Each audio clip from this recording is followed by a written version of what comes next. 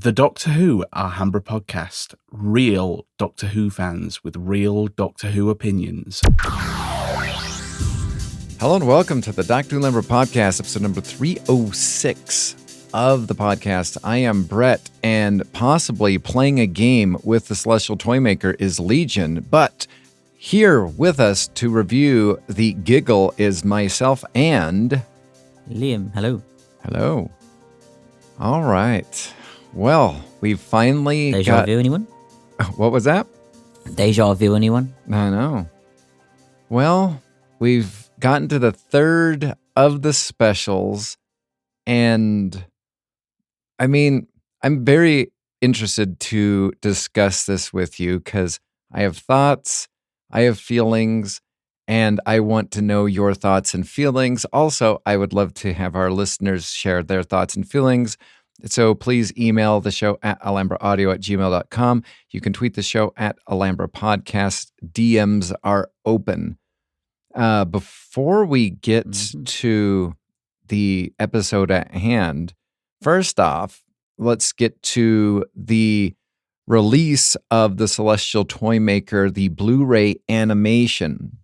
Now, yeah, because no one saw that one coming. Oh, I know. You know what? Props to the BBC for actually having this semi-ready to go around the release of the Giggle. So at least they had some sort of foresight to have something not ready to purchase, but at least somewhat ready to go. So at least an announcement, I suppose, going, yeah, this is the next, DVD, and which makes a lot of sense from a marketing point of view too, I suppose. Which you know is cool. So yeah, I mean, keeping it relevant. I mean, sadly it's going to take till December of 2024 for this thing to be released, at least in the UK. We'll probably push that back to the US till 2025. So, but I guess better late than never. Speaking of other announcements, I don't know. I'm not sure if we mentioned that on the last week's podcast. I don't think we did. Probably not, because I don't know what you're going. But it's to do with Big Finish. Oh, okay. Well, before we get to, I don't know whether you. But before we get to Big Finish stuff, I just want to run down the Celestial Toymaker, just the information that we have right now. It's going to be a 2-disc set features with all 4 episodes animated and in color using the off-air audio recordings of the missing 3 episodes. Disc 1 will be the black and white animation and also episodes 1 through 3 with the reconstructions. Episode 4, which still exists, will be its original 1966 newly restored with, excitingly, brand new commentaries on that disc, with disc 2 featuring the colorized animation and then the making of the animation, which, I went on the group chat and said, and I also went to the Doctor Who YouTube page where this was, and I'm probably in the minority, even though the interesting thing is all the comments, everybody says that they are excited, and they're basically saying, you know what, probably unpopular opinion, I actually like the animation style. That is the most things that are said on this thing, and I will tell you, the animation style is a thing of nightmares. I mean, the what is it, that Reign of Terror featuring the William Hartnell Doctor, that face right there is nightmare fuel right there. The Macroterra is the only episode that probably is animated worse. Or not the Macroterra. The Web of Fear is the only one that's animated worse. This is a second worst, and I kind of don't want to own this at all. Part of me is like, well, maybe I will eventually, just because I would love to see the documentary on why they decided to do the it's the same animation that they did with the Ahsoka series with that I told you that Star just Wars, look. Star Wars Clone Wars and Star Wars Rebels. Yeah. Okay. Oh, I was going to say, because is there any footage? So, do you know what the animation is going to be like then? Or Oh, yeah. They have a 40-second teaser, trailer, and it is super clunky, in my opinion. Very, 3D animation with the mouths just not moving the way mouths should look like. William Hartnell's doctor looks horrible. So, I mean, I guess the benefit is at least William Hartnell's doctor will be invisible for most of the episode. So, I mean, silver lining? I don't know. Can't comment. But I'm not looking forward to this. I almost don't want to own this. The Macroterra is the best animated of the missing episodes. This is the second to work. You know what? Somebody's stick figure drawing of the Celestial Toymaker would probably be better than this, in my opinion. It does not look good. Hopefully, maybe they have a year to clean this up, because I don't want to own this. So I guess with that, we'll just move to your Big Finish news that we did not cover in the last podcast. So what have you? They have announced the finally out, which is I think it's well overdue, and I've been harping on about this for years, if you remember, on the podcast. So I'm so glad that they finally actually got round to doing it. No, it isn't Quark Empire, but it's second best. It's the Sontarans versus the Rutans, which I think lore-wise, is well overdue. Personally, I've always wanted to explore that conflict a bit more and the reasons for it, and looks like we're getting that over 4 monthly releases, believe it or not. What monthly releases? Has it ever been done before? I don't know if I'm not sure I could back that, in all honesty. I don't know. If you go back in time about 20 years, then maybe. But you know what? It's just crazy enough. It just might work. Yeah. And it's going to consist of the Third Doctor, the Sixth Doctor, the Eighth Doctor, and the War Doctor. So, that looks very interesting. I must admit. I'm looking forward to having a Sontaran story where the Sontarans are not half brain dead. So I'm very intrigued for that. And I think that's about it for Big Finish news. Well, I mean, there is the else. Charles Dickens chimes ring out, or the chimes. It's just called the Chimes. Okay. I didn't even know this. I didn't even know this play existed. No, neither did I.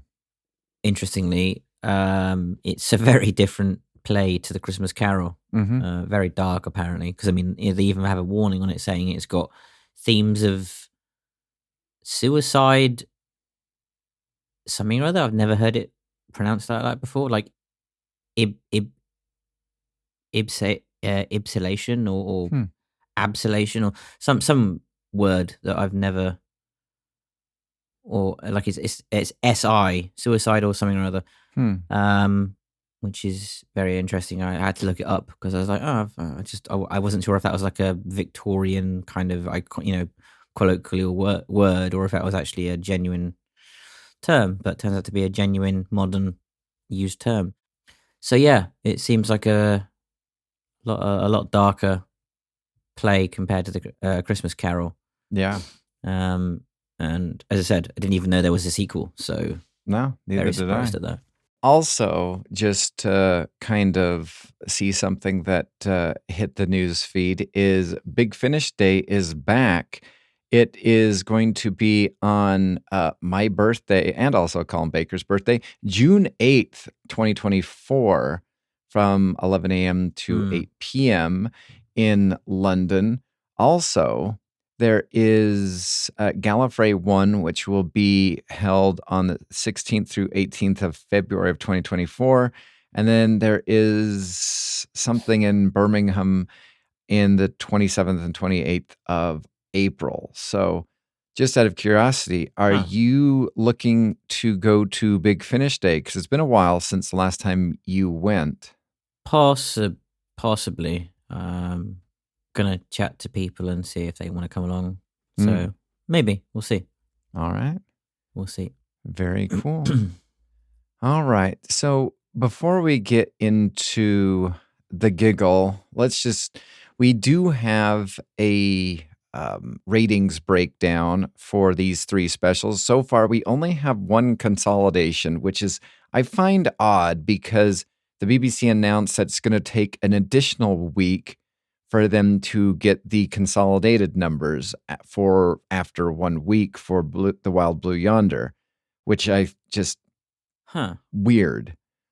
So we have the Star Beast, overnight figures 5.08 million with a 7.61 consolidated. Blue Yonder, it went down to 4.83 million. Again, it's going to take a second week for them to release the consolidated number. And the Giggle is at 4.62 million overnight. And it'll probably take, a month for them to get around to releasing the consolidated numbers. But interesting. I would have, yeah. And it's interesting because people are bitching about, Doctor Who's dead. It's got really low ratings. Blah blah blah. Ratings have gone down. But the thing is, half of these people don't even look at the other shows that it's up against, and also like the iPlayer figures, and take into consideration the Disney Plus stuff. Well, and they're like, and then they're like, because it's not making 10 million viewers, it's dead. Well, and it's not. Like, the TV landscape has changed. It is, and it's like the second/third most watched program on all of the BBC, and also across the main channels, so ITV, etc., and all that. So it can't be that bad because it's being watched, and they compared it to David Tennant's figures back in 2008. It's comparatively the same. So it hasn't dropped in viewing figures. Well, and it's probably going to get more now because of the Disney Plus merger. Well, so here's honestly. the interesting and thing. You know what Disney are like for releasing figures. Well, So and I don't know how we're going to find out the Disney Plus side. I will push back a little on what you said because yes, they do have the iPlayer numbers because that's where the consolidated numbers come from. So there is that. Well, yeah, but what I mean is that it's still a highly watched.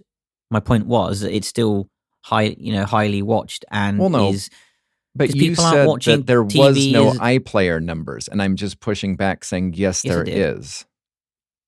Yes, I did. I did say there was iPlayer numbers. No, okay. Well, I heard there wasn't. So I was just pushing back on that.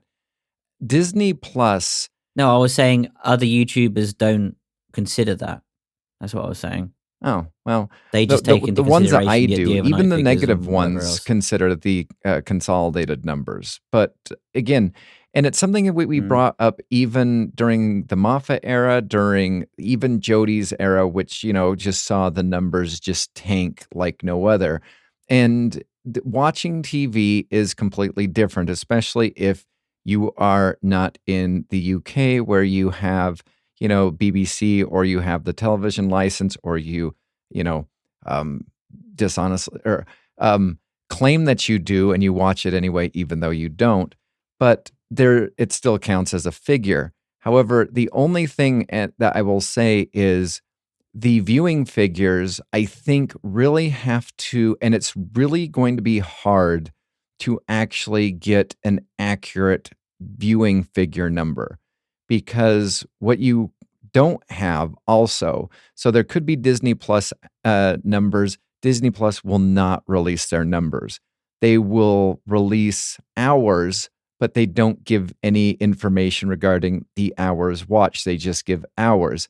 Samba TV is the one that figures out Disney Plus's numbers. Disney Plus neither denies nor confirms their actual numbers. But again, this show was on BBC America until, Disney Plus picked it up.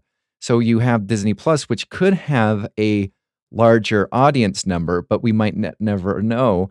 But additionally to that, you have people who don't have Disney Plus or never had BBC America who would buy the iTunes seasons and watch it that way. You'd have them buy the Amazon seasons that way. And so it's really, really complex to actually figure out what the actual viewing figures are, because it's not like just checking out what people watched on one day and or 7 days a week on the iPlayer. There's so many different ways to have viewed this, and I feel as though that has really missed a lot of reviewers, positive and negative alike, in my opinion. How does this Samba TV figure that stuff out then? I have no idea, but what is it? Is it a blog? It's a service. Right. Okay. So I don't know. All I know is Samba TV releases Disney Plus information, and Disney Plus neither confirms nor denies its accuracy. Because Disney Plus, if a show looks like it could be good, they will say this is the highest rated or watched show ever. And then Samba TV will come out and say this is how many people actually watched it, which kind of goes against actually what Disney Plus is saying, which is like, is Disney inflating the numbers? Is Samba TV deflating the numbers? I think there's a lot of inaccuracies. And I really think that, this whole writer's strike, studio strike or whatever, like, I think that should have been something that kind of came out at that time. It didn't, because again, you have actors who want to be paid for their show streaming for a long period of time, but then at the same time, they don't want the repercussion of it. Okay, well, I want to be paid this. Okay, well, your show actually sucks. So now we're going to pay you less. So I think it's a double-edged sword regarding getting the logistic numbers from Netflix, Disney Plus, and whatnot, because, one way it looks good, the other way it looks dramatically horrible. So I think it's just it's never going to be a perfect system unless honesty comes into the conversation. And with big, gigantic corporations, that's not going to be a thing. Yeah. So let's go into the Giggle. And we open up in Soho, 1925, in Mr. Emporium's toy shop. Now, here's one thing that I kind of was very surprised by, and I'm curious if the Shooty series is going to cover at all. Because at the very end of the Star Beast, there is a Cyber Wolf shop. I was basically expecting this to be the Toymaker shop. It is not. There is a shop. No, that cyber thing place is apparently a rave shop.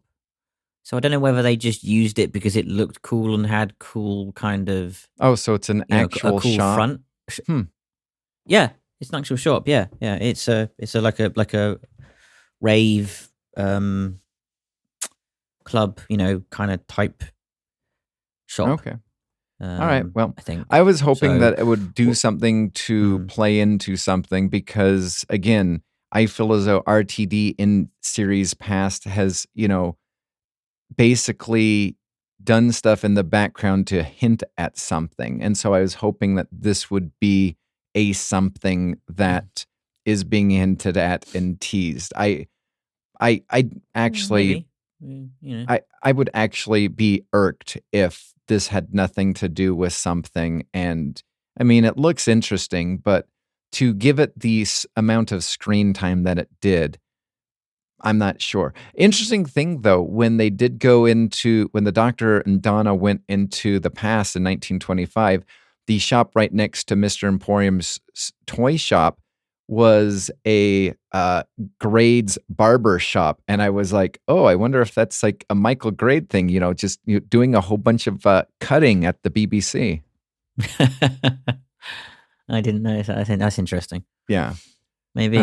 Because every other shop was nondescript. And that's another reason why I was kind of curious about this Cyberwolf thing, because every single thing is nondescript and boring, or there's no signage.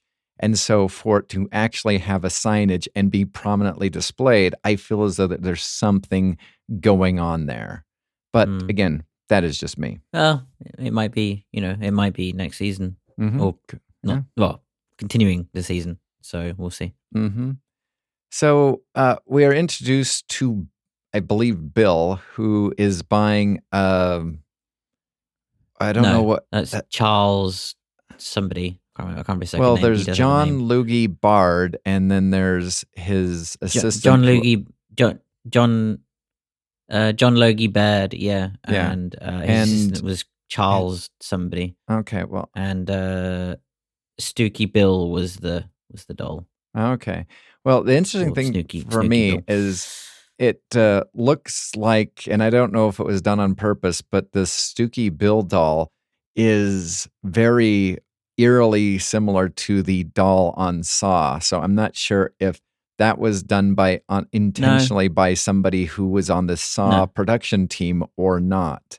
So I'm just probably, well, maybe. I mean, because that bit, where they've got the doll under the screen, under the lights, and it catches fire. That actually happened back in 1925. When they did that, so that's actually accurate. Interesting. So that was genuine. And also another little tidbit: the guy who played John Logie Baird also played John Logie Baird in Noli, which was that Russell T Davies docudrama about I can't remember who it was, but something to do with TV and stuff. That's cool. I've not watched it, but I've heard it's cool. So that was a nice little callback. So I will tell you, this introductory scene is so much better than that stupid, lame Isaac Newton pre-credit scene. Like, yeah, that didn't go anywhere, did it? No, it didn't. Which was never got resolved. Yeah, exactly. It's Mavity as far as we're concerned now, right? I mean, this is it's just ridiculous. What really irked me about the whole thing is, this totally set up the episode. So far, that set up nothing. Absolutely nothing. And the funny thing was Legion, and he's not here to defend himself, basically said that this would be resolved through, and the Isaac Newton casting would be resolved through this episode. And sad to say, it is not. Although I did like the callback from last week's episode with the whole salt thing. Yeah. That was a nice resolve. Yes. That was cool. So what were your thoughts on the gentleman that the doctor kind of prevented from basically trying to punch a car because he owned the street? And we kind of got like the info dump of what was going on, that he has always been right and this is my street. And the only thing that I found funny is some people I saw were already preemptively saying that this is not Stephen Moffat. This is RTD basically trolling the fans, basically his take on how fans interact, saying that their theory is right and everybody else is wrong. I did not see that at all. No, I didn't. It actually stems more from, there was a bit of dialogue, I think, with the doctor. It says about, humans are always right. And talking about being cancelled and stuff, and everyone being right, and people cancelling and yada yada yada. It's basically his take on the whole, that everyone is right, literally in 2023. People's opinion. Everyone believes they're right, and the whole cancel culture thing. Like no one can kind of admit that they're wrong online or whatever, and that kind of thing. So yeah, again, I like the fact that the social commentary is there. It's not overt. There's just lines here and there that are slotted in that. Mm-hmm. Well, and if Chibnall had done this and had actually had better written stories, I don't think people would have complained so much, honestly, about the entire era. So, sorry, continue. Carry on. No, no. Oh no. I was just going to say that for me, Doctor Who's kind of, it's back. It feels like Doctor Who again. Yeah, I mean, so. Well, yes, it feels better than it was, but at least in my opinion, and we'll get to this at the very end, I don't feel currently it's 100% back. It's better than it was. Currently, that's where I land with this. But we'll get to that when we get to the very end of our review. Here's something that kind of bothered me. So just go back to the whole I'm right thing. Yeah, I do appreciate what, was brought up with the whole cancel culture thing. Everybody's right. Nobody's, in fact, in all honesty, one of my favorite things is, and over this week, I was pushing you on the group to just come up with a stance, and it just enraged me that you wouldn't. And so I kept on writing you because I wanted you to take a side. You wouldn't. Because I even prefaced that I know I'm going to be wrong, but I wanted to take a stance on the article that you sent. And you know what? I can be completely honest. I was pretty sure I could be wrong, and I will say I was wrong. But the interesting thing is I did like the commentary on everybody's always right. Everybody's take is right, and the opposing take is wrong. And I think that is beautiful amongst politics, among everything. And I think that's what I really TV, like radio, about politics. News. Everybody's right. Yeah. The other person's always wrong. And so I like that whole thing.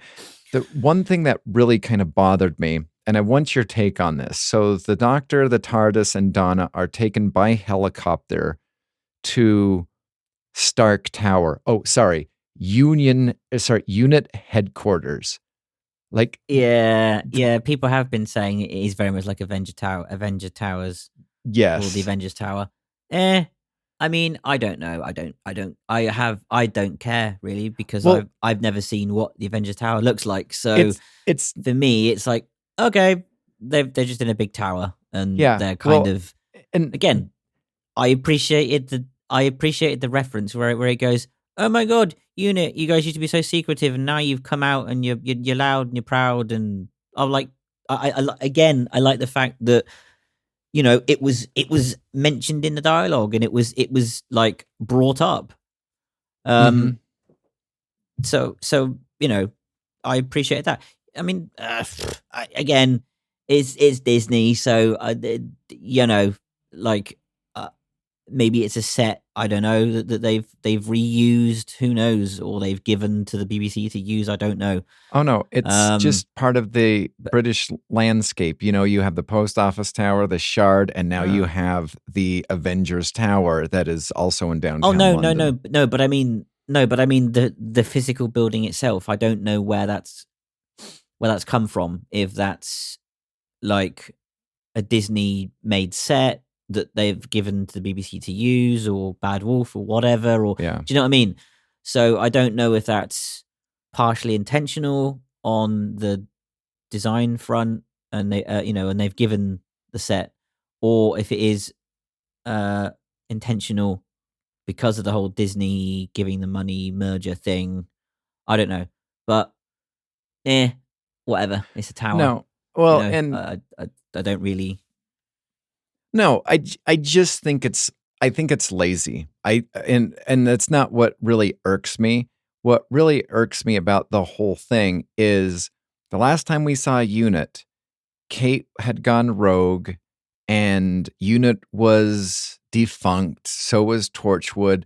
And then like this tower like shot up literally overnight. And there's a couple of things that I didn't really care for. Like how did this thing get built? Didn't they no, because wasn't Unit brought back in the specials? I thought that was the thing. I thought that was the point. Unit kind of got brought back in the specials and all that, and they were around and stuff, and they were back. Must have missed that one because the only time we've ever seen Unit in any of the specials was at the very beginning of the Giggle.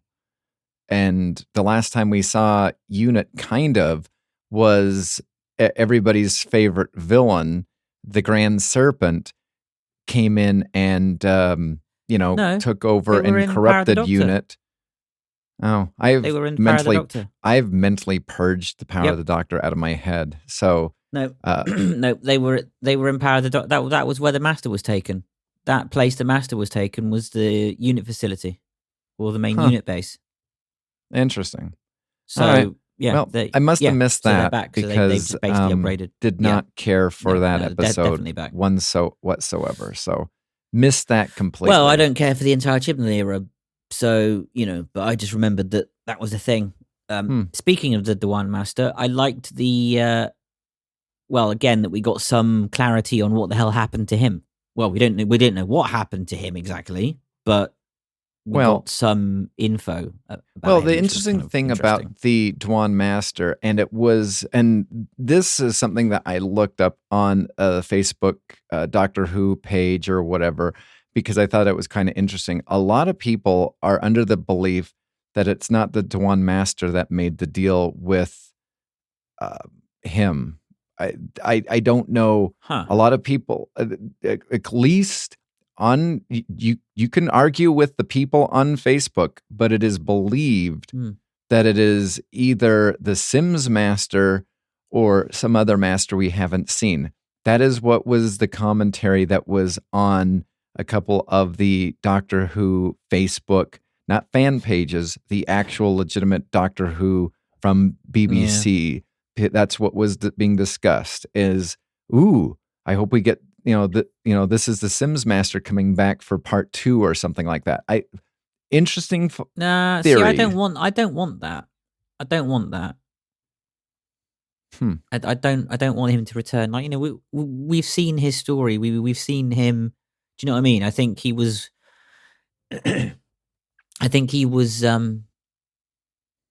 his story was told. His incarnation of that of the Master was told well and sorted out, in the RTD and obviously in the Moffat era. I don't think he needs a return in the second era of RTD. So I do, so I take that as the Sacha Dhawan Master. Because let's face it, we got no closure on a Sacha Dhawan Master at all at the end of Jodie Whittaker's era. Yeah. Well, she just kind of regenerated back into Tennant, and he just buggered off. Like, so,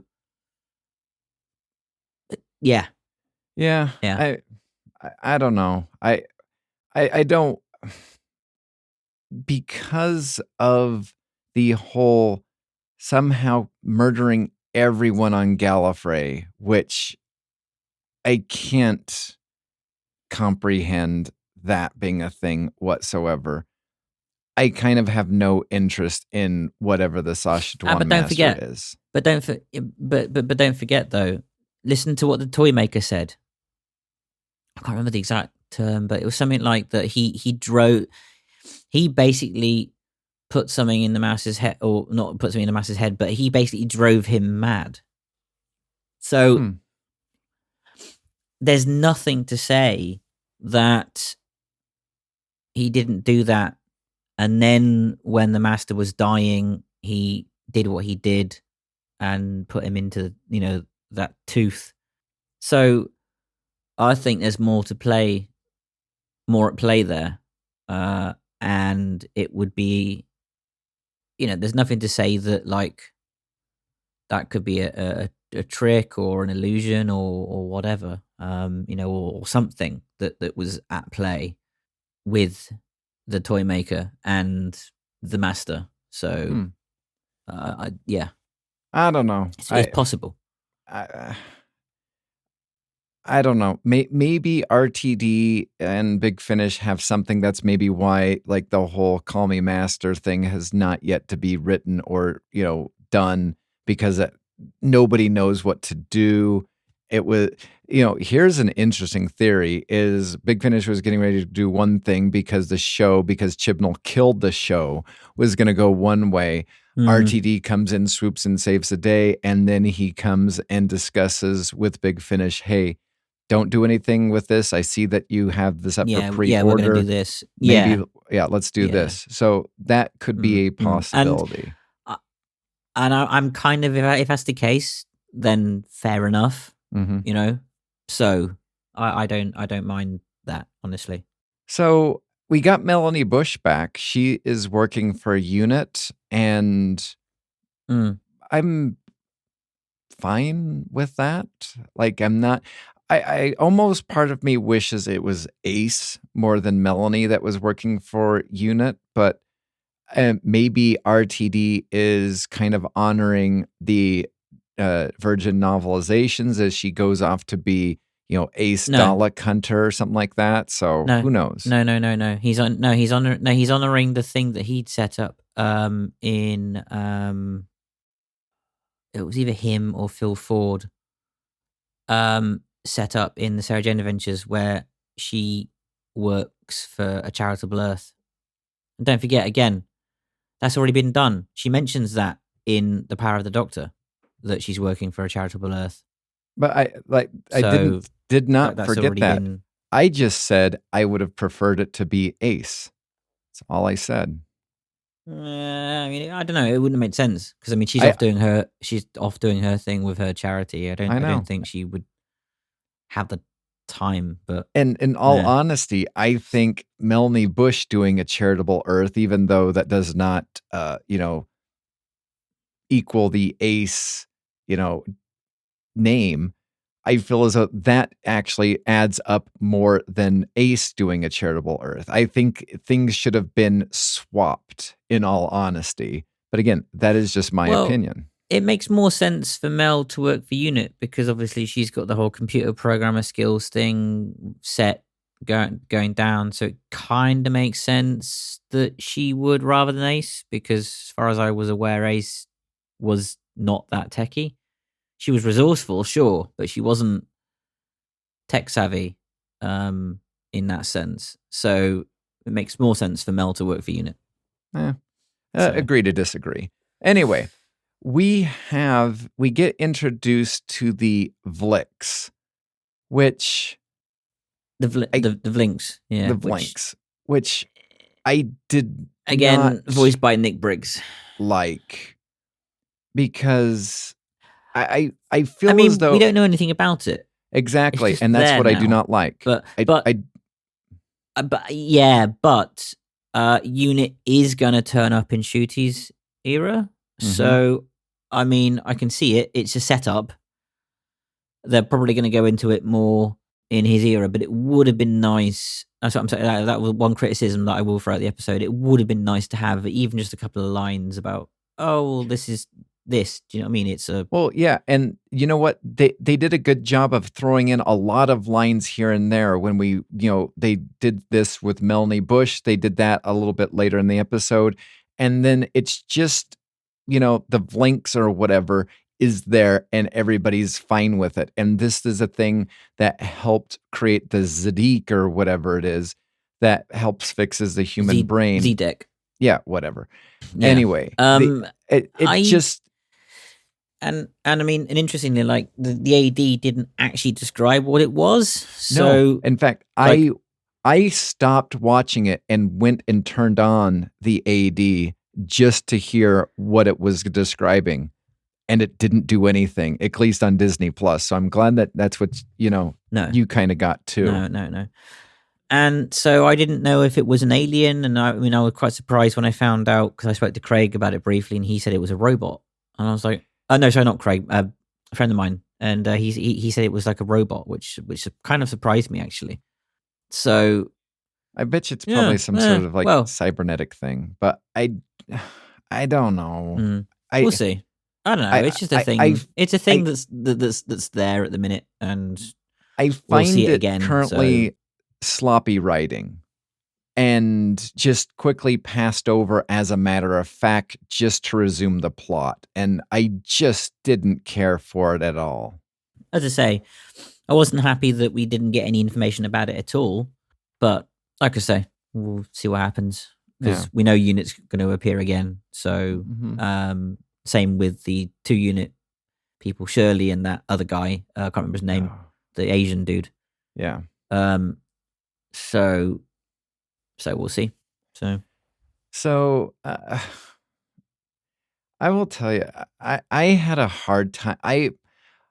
And this is me personally. I thoroughly enjoyed the Wild Blue Yonder. I love the creepiness, and I found the majority of this episode, the first part of it, just moving along to get to plot.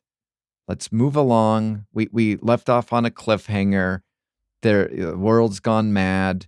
We get the Vlinks, we get the Zedek, we get this, we pass over both of them. It's just a thing. Don't worry, don't think too hard about it. And then we get the Stooky Bill, who's burned into every TV screen forever with a giggle that has basically been used to drive humanity crazy. It's just, to me personally, this should have been, it's called a special. And I didn't find this episode special for a long time. I found the Wild Blue Yonder more special than this. The Star Beast, meh. And this one just slightly above meh. I don't know what I'm missing, but I really felt as though the writing, and that's where you said that you're glad that, Doctor Who is back. And I'm like, it's back compared to where it was with the 13th Doctor, but it's not, at least for me personally, on all cylinders at the moment. Meh. So, after we go back to 1925, and the Doctor meets the Toymaker in 1925, and to me, this is the part where I would have loved most of the episode to have taken place in. We have the Doctor and Donna in the Toymaker's realm, and this is to me where the story took off. We have that one guy at the very beginning, his assistant who got Stooky Bill. He has been converted into a marionette doll, being, maneuvered by the Celestial Toymaker.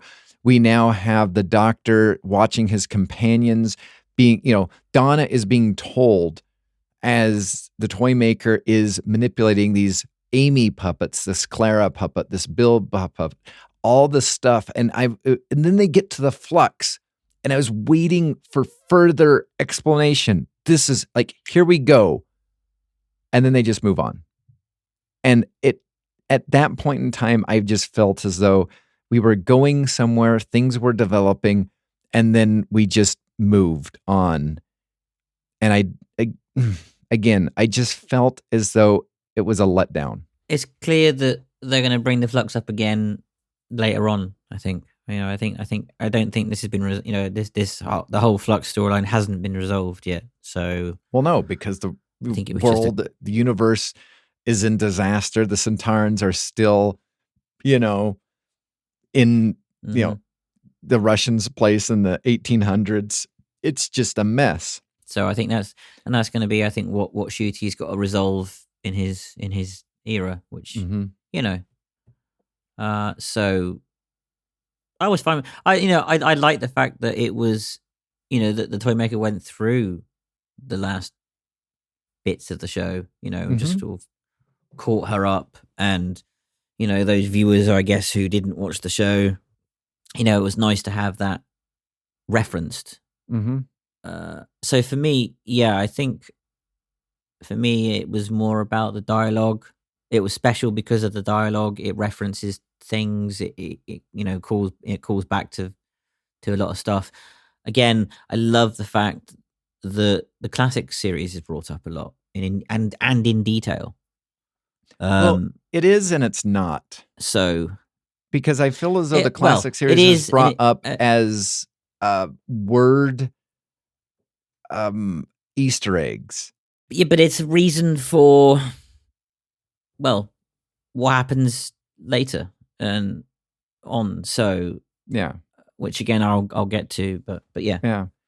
So we get the regeneration as the Doctor is shot with a laser, and I am curious about your reaction to this, because this was basically the tease that RTD gave, and I was expecting, history to be rewritten, the Shooty Doctor to be the first Doctor. That's another reason why we are going to go to season 1. Also, because it's on Disney Plus, I was ready to walk away from the show because I just didn't want that to happen. I didn't want the world to shift and be a brand new universe or whatever, and doing everything for the first time. That is what I was kind of fearfully expecting. And when I got this regeneration, I was fine with it. It's the Toymaker. The Toymaker being present, he wanted to shoot the Doctor and kind of kill multiple versions of the Doctor, continuing to regenerate. I was also glad that this is not a thing because of the timeless child. This has to do with what happened at the edge of reality when the Doctor invoked superstition. The Toymaker was released. The Toymaker also allowed this to happen because, again, this is a Time Lord Gallifreyan superstition, which means that he allowed and was able to create this thing to occur. I have no problem with this whatsoever. The incident happened. I'm like, okay, well, that's interesting. The most interesting thing that I found happen, and I don't know if they did it for the audio description because I did not go back and check this out, but I always have the subtitles up. And when and here's how I'm going to describe it for a little while. When the David Tennant Doctor, got the Shooty Doctor pulled out, both of them, for the most part, were talking almost at the same time. And then the moment the David Tennant Doctor started talking, the closed captions referred to him as the 10th Doctor. And that I found super interesting. Huh. No, they've not said the 10th. I think that's weird. Yeah. I think that might be an error, It I could think that be. might be an error, but I think it is because he's definitely not the 10th Doctor. No. That's a definite screw up. What I liked, but again, and I thought this was a bit of a weird clothing choice. Why the hell was Shooty not wearing any trousers? What was that about? What? Why?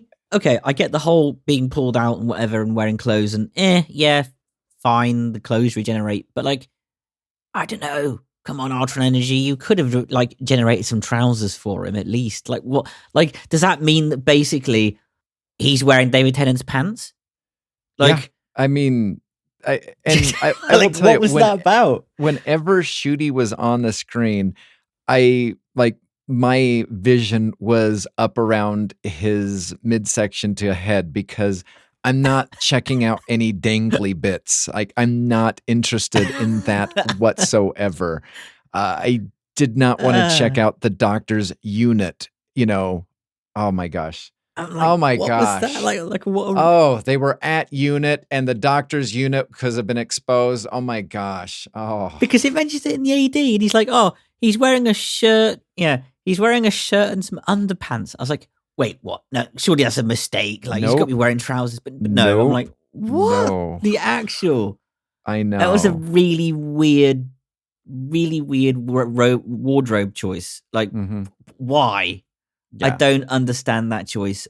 Like, and if I had to throw one criticism, that I was like, that was just plain odd. Yeah.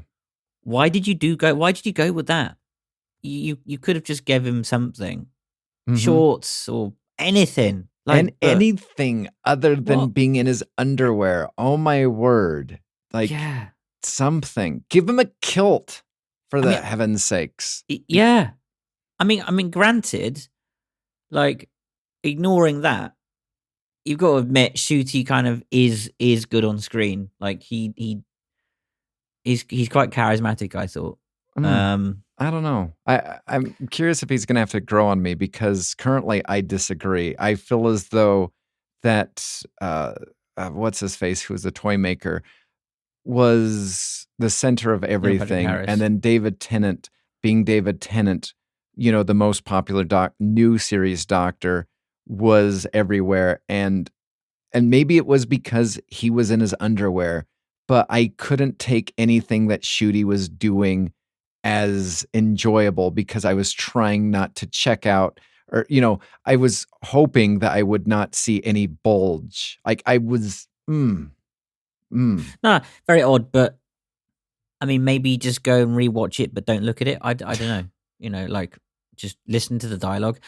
But what I mean, I did think the whole game thing, that was lame. Was a bit anticlimactic. It was anticlimactic, and it was personally poorly choreographed. And the other thing that I saw before I actually watched the episode is so many people were raving about the Toymaker's dance through unit.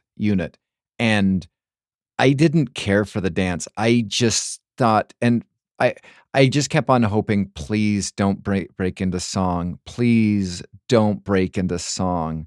I don't want you to start singing. I don't want David Tennant to start singing. I don't want Donna to start singing. Oh, please don't let Kate start singing. Oh, no, please don't. That's all I was thinking about during the song. And then the ball game was just lame. I mean, I thought it was good, though.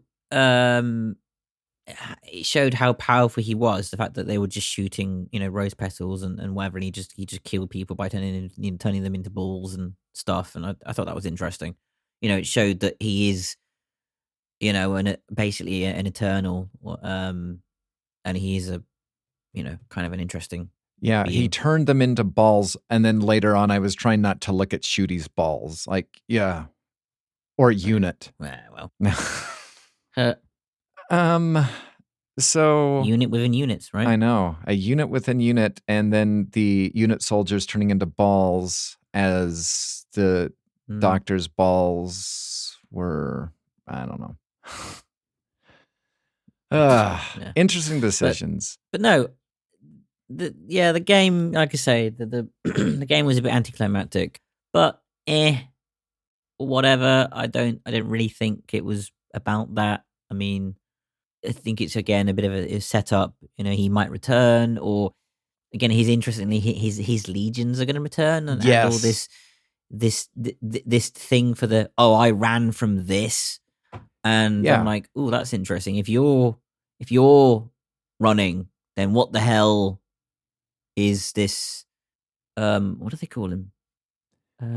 I don't know. What was he who waits or something? Was it he who waits? Who waits, and then like, who was the Meeps boss? Like, is that somebody that we have yet to meet, or is this the thing that the Toymaker is afraid of? That's the interesting thing right there, because now we have the legions of the Toymaker's legions are coming. We have the Meeps boss, who could be the thing that the Toymaker is afraid of. So there's so many layers that are here, which are interesting. Yeah, and that's what I mean. I think it's a good setup. I'm glad that there's more. I'm glad that it isn't just it's the Daleks. Do you know what I mean? Like it's nice to know that we're going to be getting new villains. Granted, the other criticism was when Toymaker got beat. And I thought that was interesting how he got folded into the box. And then that woman again picks up the tooth of the master, and you hear the laughter. And I'm like, yeah, that's kind of a callback to, what was it, Last of the Time Lords or whatever? You know, when that Lucy Saxon picks up the ring. Mm-hmm. Well, it's interesting because here's why I also don't have any clips. Is I went through and I scrubbed through to find if there was any unit soldiers with red fingernail polish, because it is a female hand with red fingernail polish that picks up the tooth.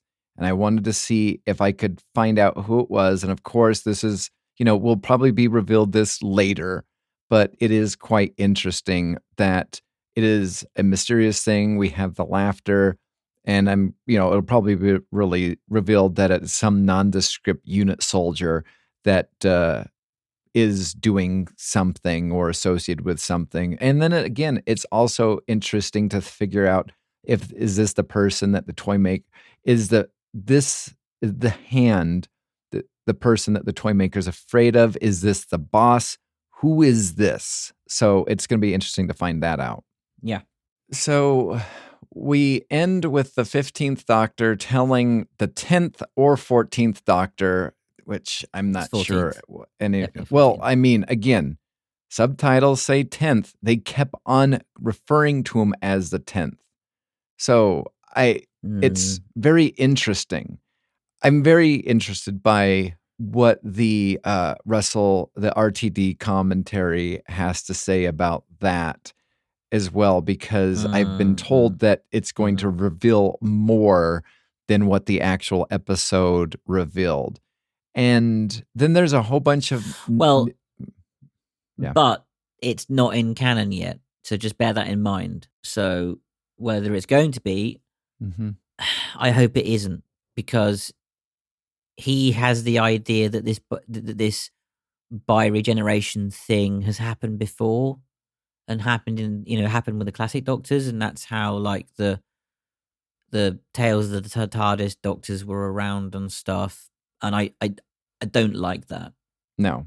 I don't see how that works, personally. I like it as a myth. So I hope that... Yeah. So... That's what Ncuti said. Bi-regeneration, I thought it was a myth. It's never happened before. So I think the comment about the whole bi-regeneration thing happening again before, I think, was just RTD misspeaking. Mm-hmm. So yeah, you were saying?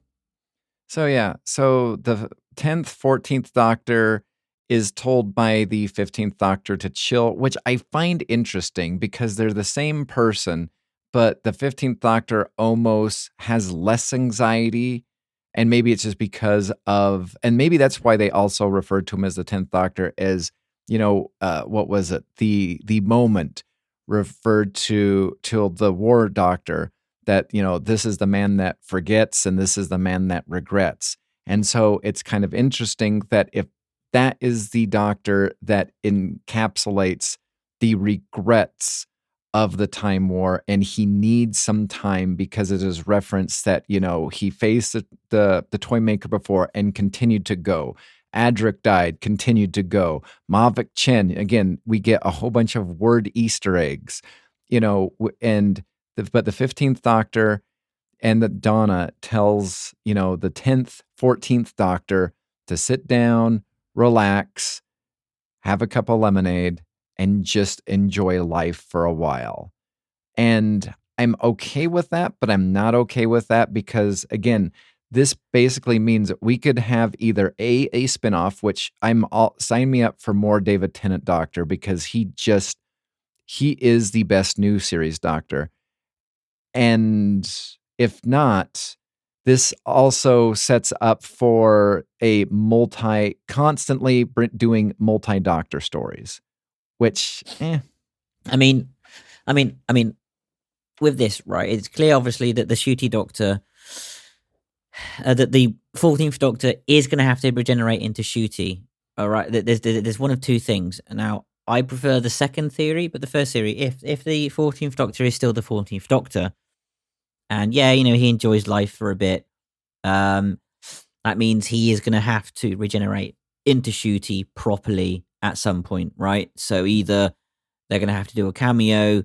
So if they are setting up a series, then fine, they could have a kind of a campy, more fun series with David Tennant and maybe Jasmine Finney as Rose, maybe even as a companion for a while, that kind of a thing, potentially. So that's one possibility. But he's going to have to regenerate into Ncuti at some point if this is the case. So either, because otherwise that causes a paradox. So either he is going to have to do a quick cameo at some point and get him back at that, to that point on the helipad, so he's able to then sort of regenerate / merge back into Ncuti.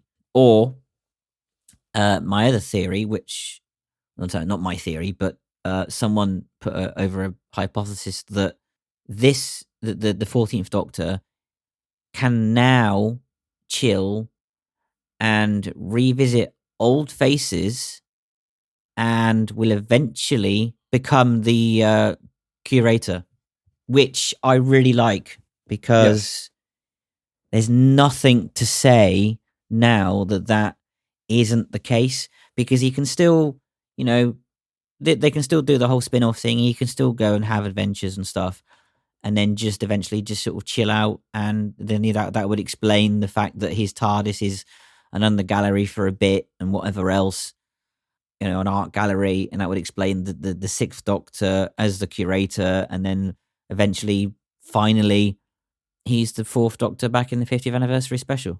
Yeah. No, sign me up for that theory. I'm all for that theory right there. So, sign me up for number 2. Because it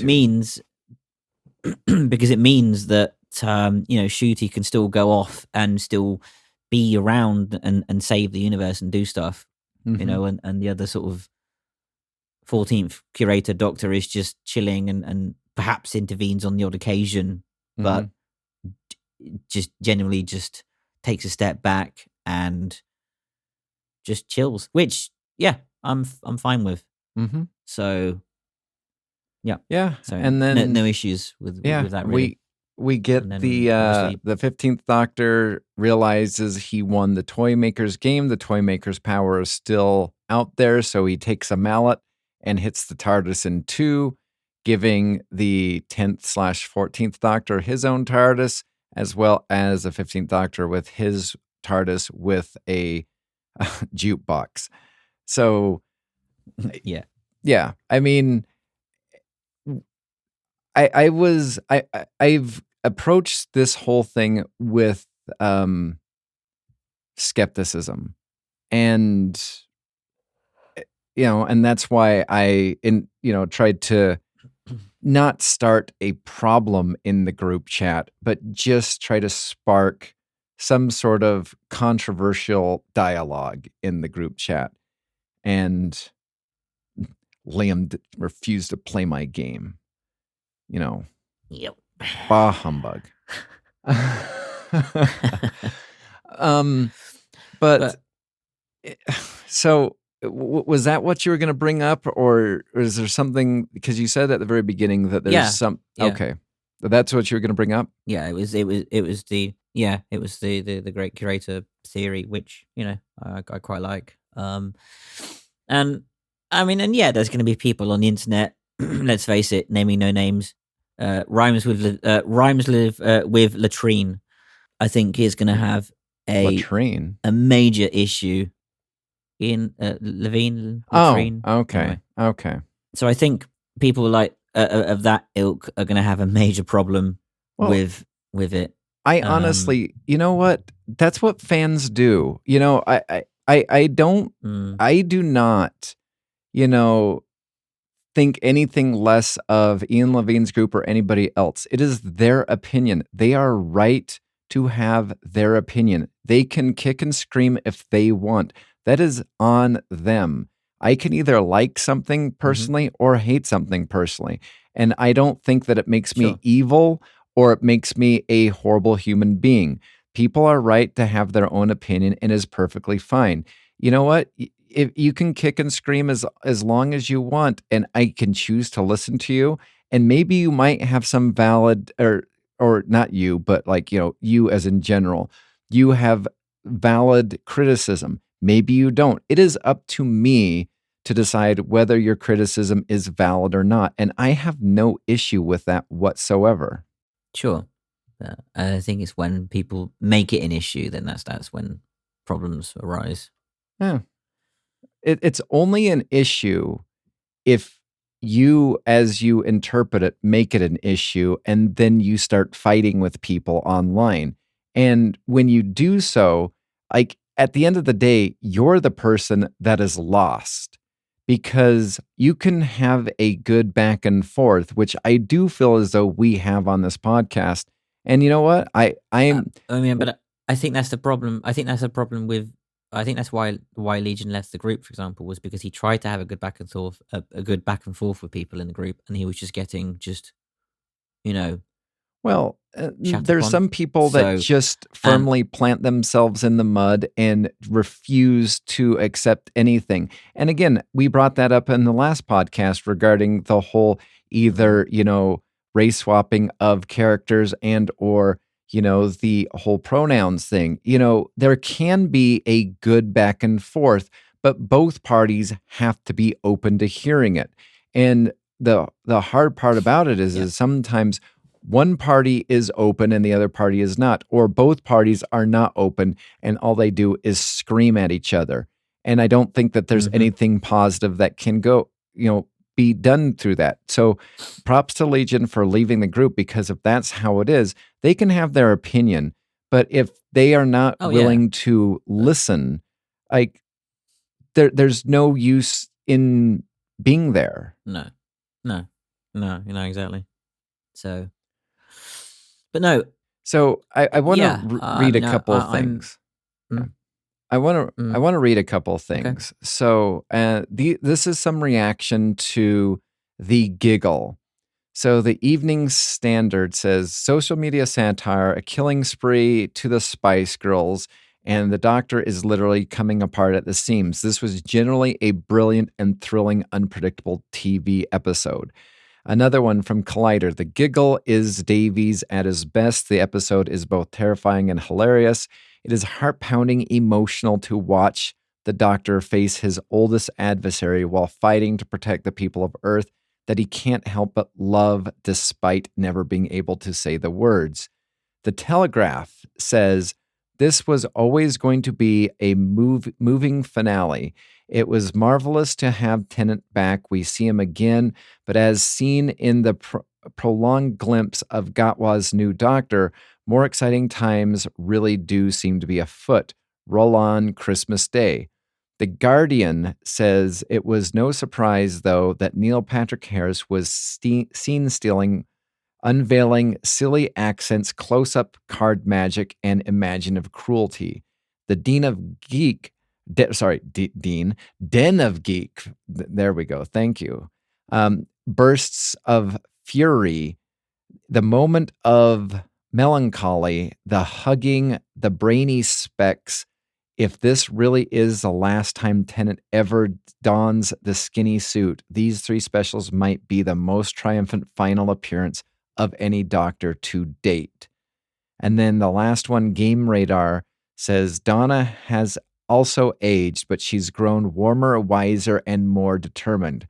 A scene where she faces off against the Toymaker's traps and laughs out loud funny as she unflappingly deals with the monster in the wonderful, straightforward way.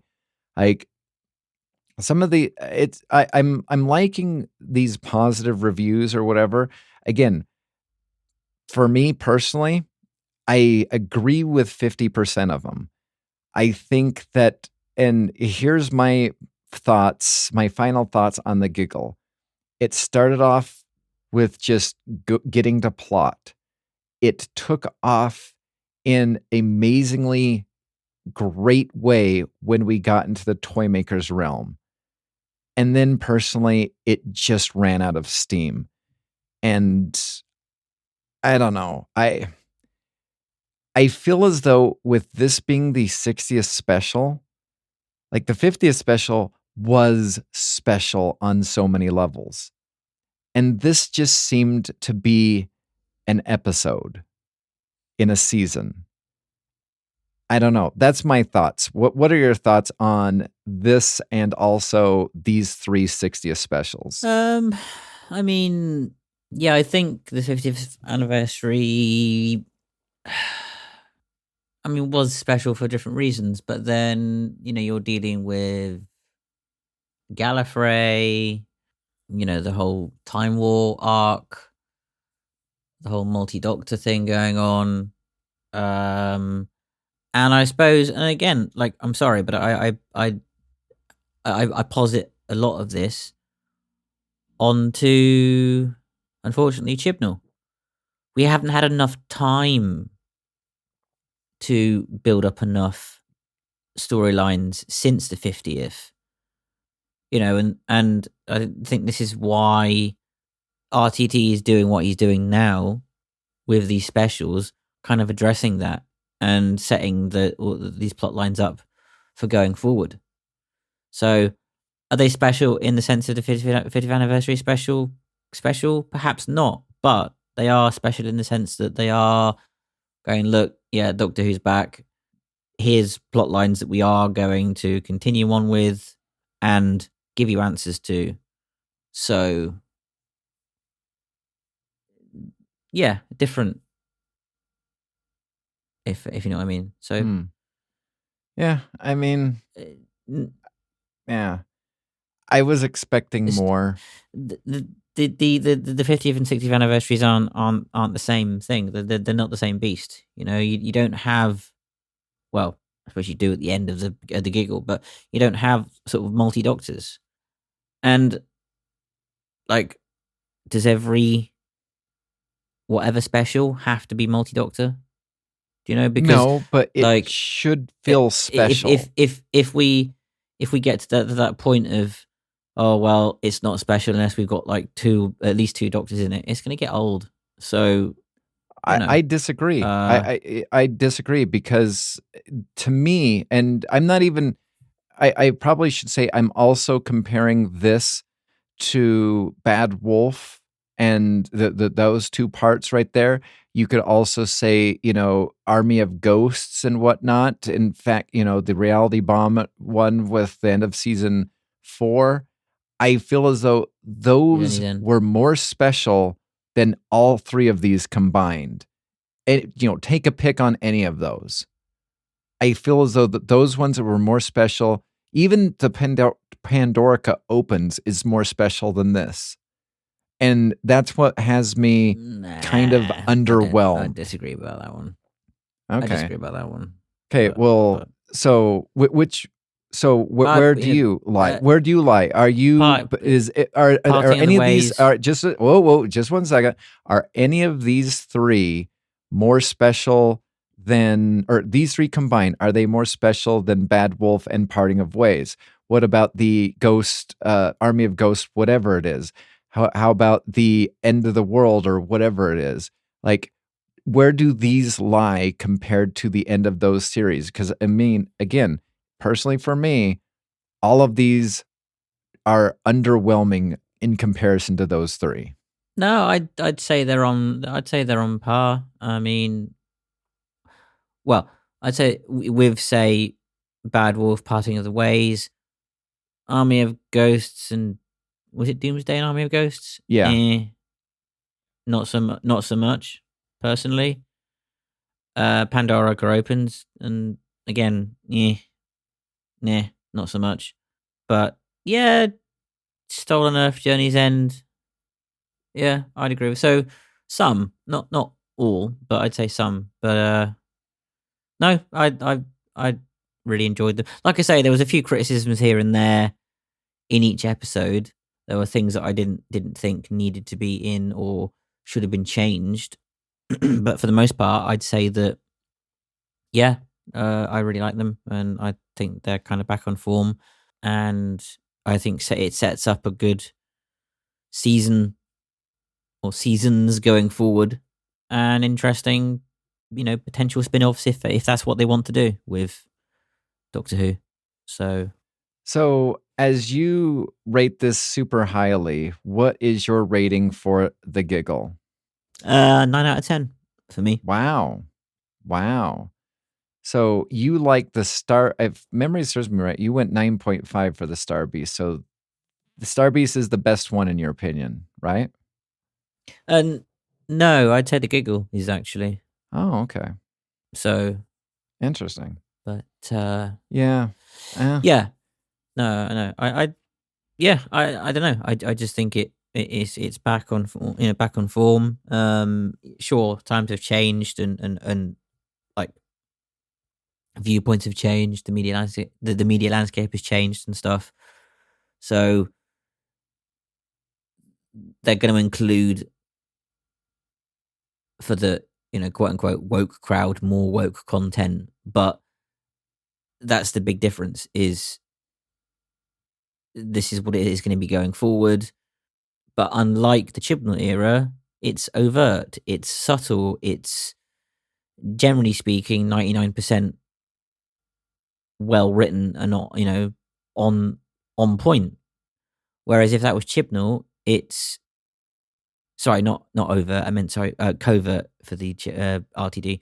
But the the Chibnall era stuff has been so overt and just lacking in any kind of story depth. It's just unreal. So all the references that they have put in, mainly fine. Like I said, there's a few criticisms here and there, like the colorblind casting of Isaac Newton. That didn't go anywhere. Maybe a couple of lines here and there, that they didn't need in surrounding the whole Time Lord thing and pronoun stuff. But apart from that, I'd say they've all been pretty good and on point. Whereas if this was still Chibnall, we would have got none of that. And I don't think the show would honestly still be going now if it was under Chibnall. No, honestly. If Chibnall had one more season, the show would be dead, and they would not be able to come back from it. They would have to do a hard reboot and start everything from the very beginning. So yeah. Thank God for RTD, really. Yeah, I'm glad that you like this. I would rate this a 5.5. It's there's so many average episodes during the RTD Moffat era that are better than the Star Beast and the Giggle. And of course, I do love Wild Blue Yonder because it is a thing. Again, everybody compares it to Midnight. I could not disagree more. It is not Midnight. No, it's same. It's not Midnight. It is clearly the thing because of the carbon copy thing. Yeah. The Midnight Entity did not copy anything. We don't even know what it is. That was the point. Yes. It was a completely different entity. Maybe there were elements of Midnight in the kind of horror tension build up, but no, it was clearly a spoof off John Carpenter's The Thing. So yeah. Again, that's just people not watching movies, and yeah. Though I think so. So yeah, it'll be kind of interesting. I'm not looking forward to. I probably will watch the Christmas special. I will probably fast forward through the Goblin song because not interested. Even though I will say one of the things that it is kind of a joy to hear that the BBC is releasing the Christmas single, The Church on Ruby Road, ahead of the episode, and all proceeds go to the Children of Need. So, at least, even though I'm not for this Goblin song, at least the BBC is doing something good using the IP of Doctor Who in promoting and helping the Children in Need charity. So, we have that. Yeah. Mm-hmm. But yeah, I guess with that. You have been listening to the Doctor Who Alhambra Podcast. Doctor Who is owned and trademarked by the BBC. Doctor Who Alhambra is not affiliated with the BBC or Big Finish. No infringement is intended. Visit our website at alhambrapodcast.weebly.com or email the show at alhambraaudio@gmail.com. Tweet us at Alhambra Podcast. That is ALHAMBRA Podcast. Thank you.